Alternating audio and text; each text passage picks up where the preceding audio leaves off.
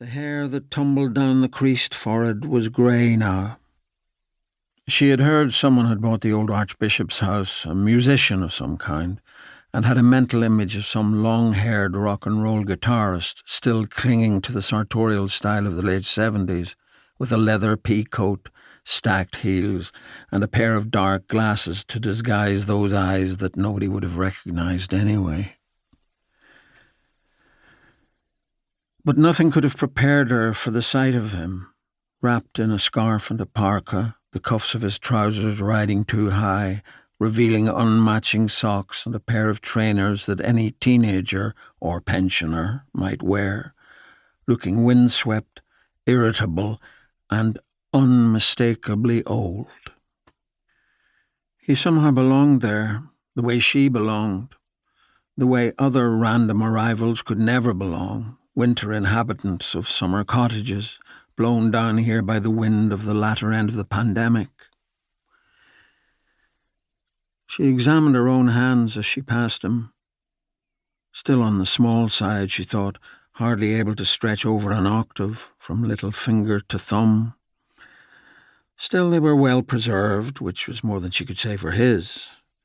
Covered in blisters, she noted, and redly peeling skin, the long fingers stretching easily round the earthenware teacup. What she wouldn't have done for such long fingers, aged 15, when she first saw him, and in her later conservatory days. And they say handspan doesn't matter. She made her way past with a gust of following wind, and would have sensed his glance had he raised his head to notice her passing. But she suspected he wouldn't, and maybe it was better, she thought to herself, to remain unnoticed and unremembered. But he noticed something, of course he did. He was used to perusal, the kind of generic attention to the approach, the departure, the presence of a woman. The sound of heels on a pavement, the presence of a scent somewhere outside his vision, a rippling laugh, a voice on a mobile phone, signals that alerted him to the bother of raising his head and looking. But she had cork-sandaled soles and hadn't worn perfume for a long time. Her mobile phone was at home on the kitchen table, so he knew a woman had passed him but didn't take the trouble to look. His hands, the crusted flakes of skin around the knuckles, the reddened sores, the weeping pustules. His throat ached for a coffee, but he had given up dairy, and so he waited for whatever tannic kick the herbal tea might provide. But there was none. A whiff of steam up his nostrils, the taste of sloe berries, like a non-alcoholic gin. So that was it, he thought, for a while at least. He finished the tea and rose, went back inside the shop to pay. He pulled the face mask back up before he entered. Mary, buxom behind her patterned apron, watched him approach.